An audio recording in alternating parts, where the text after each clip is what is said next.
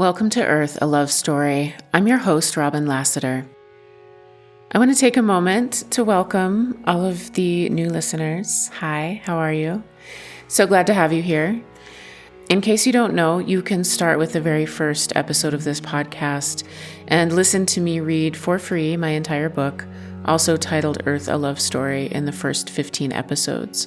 Or you can go buy the book in print on Amazon or Kindle, or you can buy the audiobook just because you want to support my work. And all the links for all of those things are in the show notes. And you can also not do any of that. I'm just really glad to have you here. And here we are. Hello, 2025. Holy shit. The weirdest timeline with the most potential. Here we are. We made it. We did it. And it's weird, right? It's weird. It's the weirdest. But fear not. This is also a timeline with vast potential to create something new, both personally and collectively. And I'm feeling that more and more as each day goes by in 2025. And this is a solo episode, and I have a lot to say. I was thinking this morning, this is just a little fun aside that I want to share with you. I was thinking this morning about when I was lamenting a few years ago to a teacher of mine that no one wants to invite me to parties because all I want to do is talk about grief, love, death, and sex. And he said, "Don't worry, Robin. Sooner or later, everyone ends up at your party." And I laughed and laughed. And here we are in 2025, and here I am still talking about all of that, and not to mention UFOs and the goddess. And it feels like I'm myself preparing to engage with another initiation into altogether new territory. And that's arriving after a long period of forgetting and getting comfortable, and then remembering and realizing that I'm only partway through the forest, partway through the underworld, on the way back up and out. And I forgot because amnesia. Am I right with the amnesia? Amnesia is part of the journey. Forgetting is part of the journey, and that's what I've done. And now I'm like, oh, holy fuck, there's more. And I'm scared. And that's a really good thing, thank God, because that fear is the stirring of something deeply wild and deeply alive. And I've been here often enough that I know what's on the other side, and I can't wait to go. But anyway, I've been thinking about all of that and about how the best language and context I have for life right now is metaphor and poetry and myth and story, and how in the overculture that's all deemed simplistic and silly, and actually it's so damn sophisticated, and that to be able to be with story and metaphor and myth and poetry, we have to keep a really wide aperture and not collapse the narrative. Although I've been collapsing it a little bit lately. I've been narrowing the lens, focusing in. So maybe it's better to say not concretize the narrative, not make it a hard, cold, dead thing that doesn't change or move. As the great Pema Chodron says, when things fall apart and we're on the verge of we know not what, the test of each of us is to stay on that brink and not concretize. And that feels very apt for 2025. Francis Weller calls it the wild edge of sorrow. Chogyam Trungpa Rinpoche says the bad news is you're falling through the air, nothing to hang on to, no parachute. And the good news is there's no ground. And all of these feel apt for 2025. And so many of us have gone on underworld journeys, and we know what all of this means. We've been here before, we know it in our bones, and all of these words are beautiful pointers at the thing, but it's not the thing. The thing remains in our bones, and now to me it feels like the collective itself is getting that call. The call to have the experience of transformation and death and rebirth and die before we die. And in the collective, the stakes are oh so high. And can we stay on the brink and not concretize? Or maybe collectively, the overculture is already concretized everything, and probably there's so much concrete, and what is happening is that concrete that we collectively thought was a foundation is actually being blown apart by UFOs and UAPs and drones and heartbreaking, shocking winter fires and genocide and fear and grief. And now we have the opportunity to learn together how to stand together on that brink, how to bear it. Emily Dickinson said, to fill a gap, insert the thing that caused it. Block it up with other, and 'twill yawn the more. You cannot solder an abyss with air. And I know none of us really get what that means, but I also know that we know exactly what that means because we can feel it in our bones. And Marion Woodman, I'm on a kick, can you tell? Gathering wisdom from the elders and poets and teachers, says that when we concretize something that needs to be understood metaphorically, we seal it into a dead and isolated world. Additionally, if we cannot relate to metaphors, we are denied access to the archetypal world, whereupon it comes into our lives through warped and toxic roots. The confusion between the literal and the metaphorical is symptomatic of addiction, and the results are invariably catastrophic. We confuse our need for spirit with alcohol. Ask me how I know. In seeking to... That's me. Ask me how I know, that's my part. Ask me how I know. In seeking to live the archetype of union, we get hooked on compulsive and meaningless sexuality. Ask me how I know. Concretized metaphors destroy our lives. When we turn to the concrete, it poisons us. Can you imagine what would happen if we concretized the UFO? My God. Good thing we can't. Good thing we cannot. Good thing it defies that. And it's why there's so much potential here, because the UFO as an archetype is so revolutionarily alive.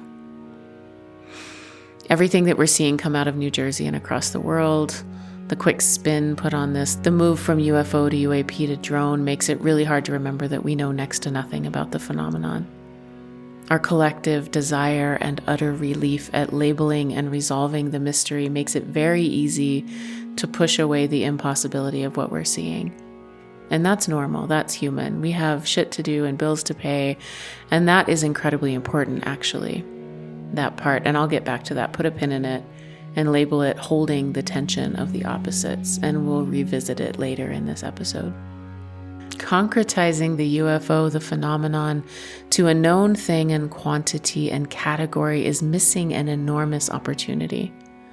The opportunity to engage with the mystery, to expand our ability to be with life as it is. And we are so cut off from the mystery of life, from the sensation of being alive. Luckily, the mystery will not be reduced. There is magic in the world, and we are being gifted a massive collective opportunity to engage with it. And that does not preclude, by the way, the reality of the UFO. The solid aspect of the UFO is real as anything is real. The trauma, the high strangeness of the UFO. It's just that the UFO resists consumption and assimilation, and that's fucking important. And I can't forget, because I come when she calls and she's called, that right in the middle of all of this is another mystery, an aspect of the phenomenon that is so unexpected and seemingly nonsensical that it also defies concretizing and collapse. And that is that the divine feminine, the goddess, the lady, arrives alongside the UFO with directives to save the planet, to caretake this sapphire, this emerald, this crown jewel, as the four who are one call her. That even as we're looking up to the stars and think we're on the brink of becoming a spacefaring species, she insists that we hold the tension of the opposites with this split between spirit and matter, between the seen and unseen, between the mystery and the overculture. We have collapsed the narrative into a singular paradigm here in the West called materialism, and it's the water we've been swimming in. And the UFO has plucked us out of that water, and suddenly we see there's so much more, and we're all gasping up here in the rarefied air trying to catch our collective breath. Terence McKenna says, my new favorite quote, "The UFO is nothing more than an assertion of herself by the goddess into history, saying to science and paternalistically governed and driven organizations, you have gone far enough. We are going to turn the world upside down." The goddess says both and is demanding that we pay attention to the parts of ourselves that have been split and separated.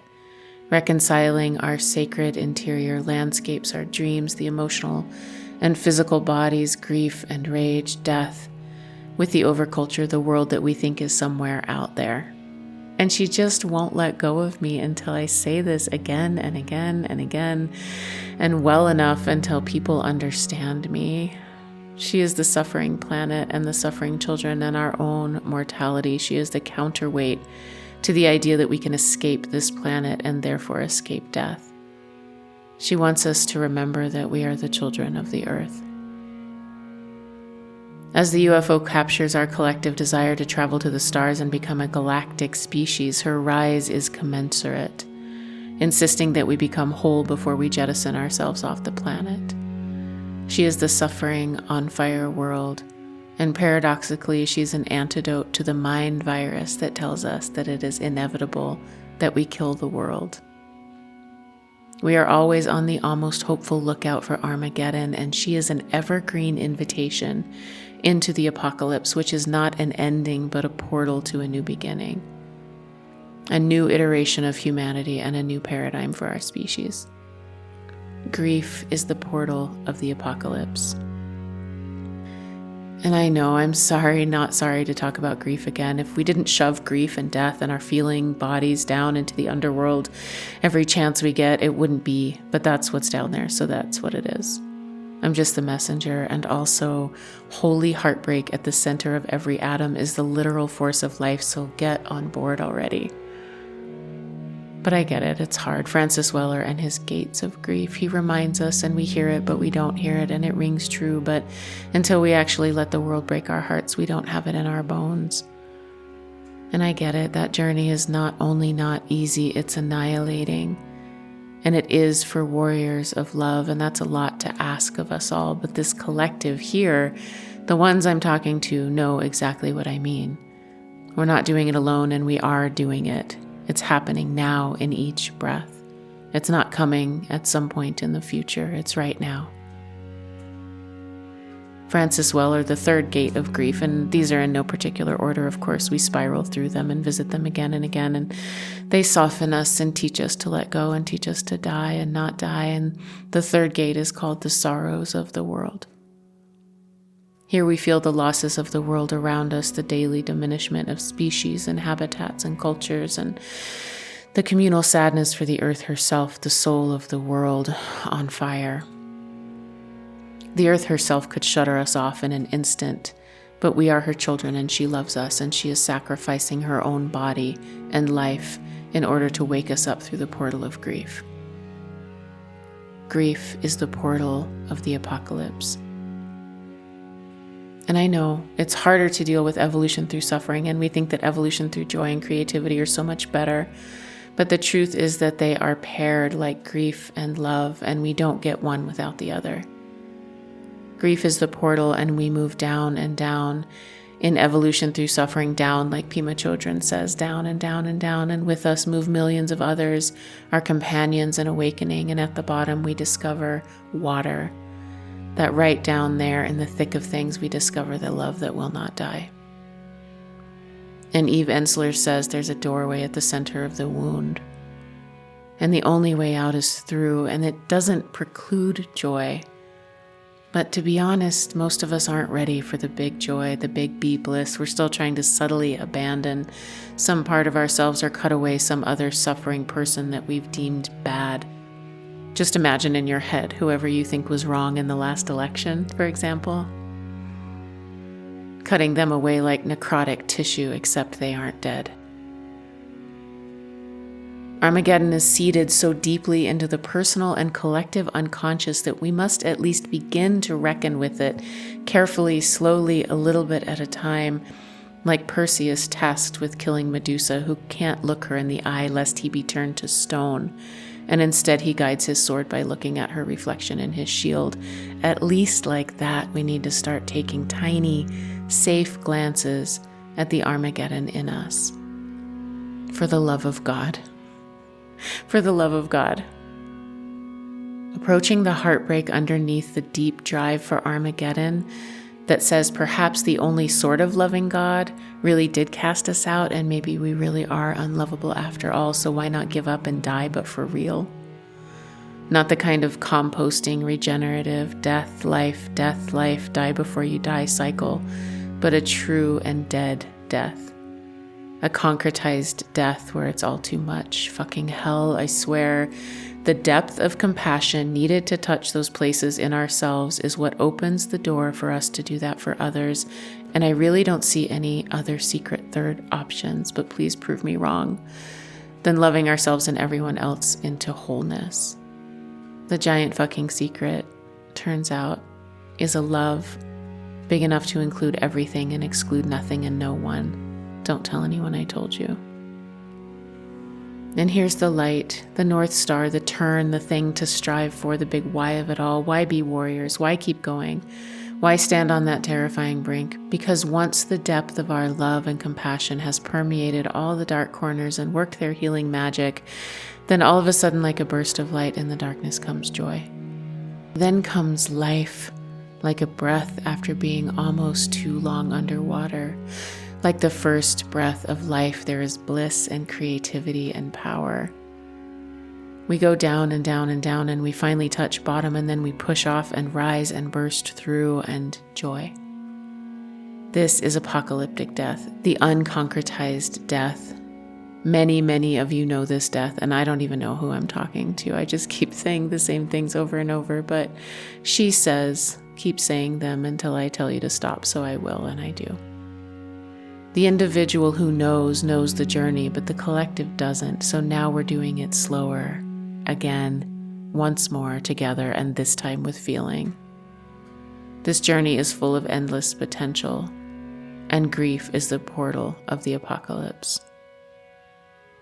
And there are more metaphors, more stories that I need to tell, like the one about the honeycomb matrix and how where we place our attention and the quality of our attention changes reality, and it's the operating system of reality, and we need to learn to use the operating system of reality, but first all the compassion stuff, because otherwise we'll be looking through a glass darkly.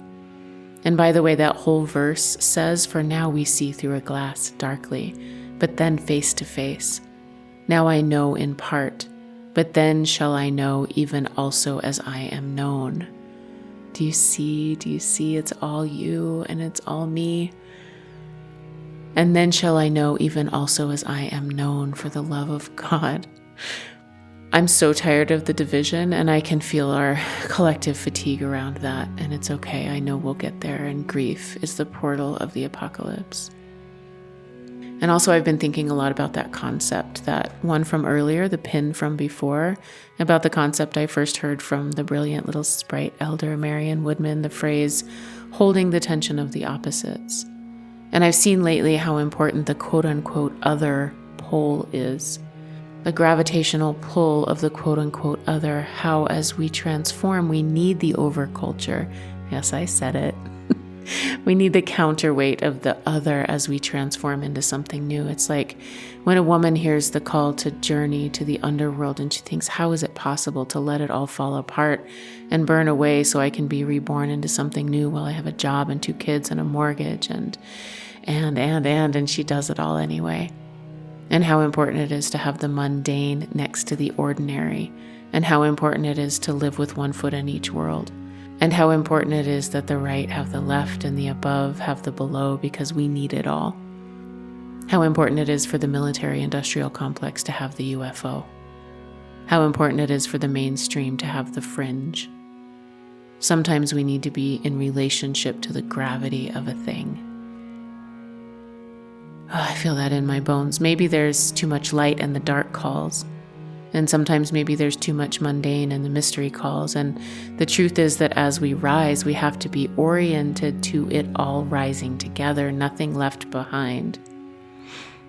There is such vital power at the center of all of these opposites, like the center between the masculine and feminine, and the dynamic, alive tension between them is the force of life, and is the same as when I say the heartbreak at the center of each atom is the force of life.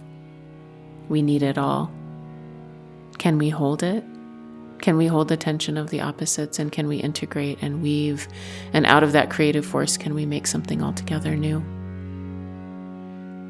It's 2025, the weirdest timeline with the most potential. So yeah, I think we can. Because reality is cracking and stretching, and we are tasked with holding the tension of the opposites, and we have everything we need. We have the unconcretized UFO, and we have the grief of the earth herself. We have the goddess and her stories and hymns to show us the way, and we have the honeycomb matrix to remind us what we need to do to create. And we have the overculture as the enormous counterweight. And we can be the space it all moves through, because it's through our bodies that we will birth something new. And finally, a personal note, just because it wants to be said, my own coming in initiation feels like a story called Sometimes a Woman Longs for a New Landscape. And it's her eyes wanting, no needing to gaze upon the ocean or the mountains or a city skyscape or the desert or a mossy green forest or something else that calls her, and she doesn't know what, and it will change everything, but that's okay because she's surrendered to life and it's fun. And there are almost painful zings of excitement running through her body and bones, and the dreams are back, and she's trampled by a nightmare. And in a dream, she smokes 6 cigars at once, then gives them up. And in another, she tucks a small snake curled into a ball against her breast to keep him warm. And somehow this initiation is connected to rage and power and bliss. And that's okay too. Stop trying to fucking rescue me. I say again to those particular and specific men, and to that part of me who is afraid of going again. And at this time in a woman's life, the only things that make sense are poetry and metaphor and story and myth, and she surrenders to the mystery like it's her lover. And all the while, she still has to pay bills and cook food and clean clothes and sweep up around the wood stove, and that's okay. Because she's wise enough now to know that she needs the tension of the opposites. I'll keep you posted on how that story goes. So weird, as soon as I said that last sentence, my whole screen went dark and it stopped recording. Okay, lost it all. Lost my computer, had to restart. That's okay. Here we are. I was done anyway. The excerpts from Marion Woodman and Emily Dickinson can be found in the highly recommended interview of Marion by psychologist and anthropologist Danielle Asif, and is linked in the show notes. And I'll link all of my other sources for this episode in the show notes as well. Also, in other news, I want to shout out my coach, Diederik Reikens. He is helping me navigate being a creative and a projector and a guide and a helper in 2025. And he was on episode 62, you might remember him. And Diederik is getting a little plug in this episode and in episodes in the future. He is a transformational coach, human design expert, and former recruiter who empowers members of his soul tribe to step into the next stage of their personal and professional evolution. He has a gift for communication and creating a safe, open space, and helps clients uncover the hidden truths that lead to profound shifts and alignment with their authentic selves and true purpose. He offers one-on-one, longer-term coaching containers designed for intentional and organic transformation. And you can connect with him by visiting his website, codedtothrive.com, or by exploring his YouTube channel, The Projector Project. And of course, yes, all of that will be in the show notes as well.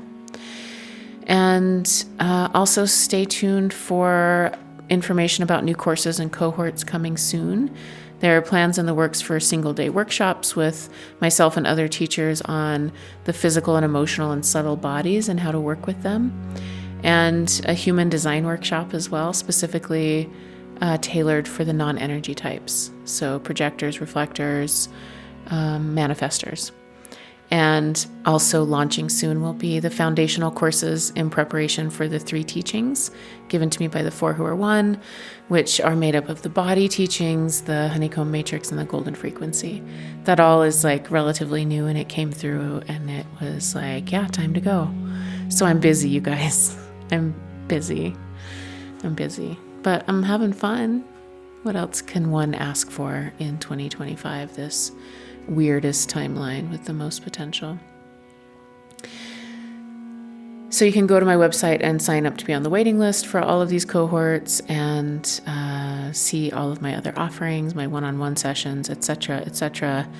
Thank you so much to Morgan Jenks for our beautiful musical soundscapes. Oh yes, and I'm also holding 2 community gatherings per month for current clients, anybody who's in my groups and cohorts, or people in the Patreon who are members of the $10 Earth Lovers tier.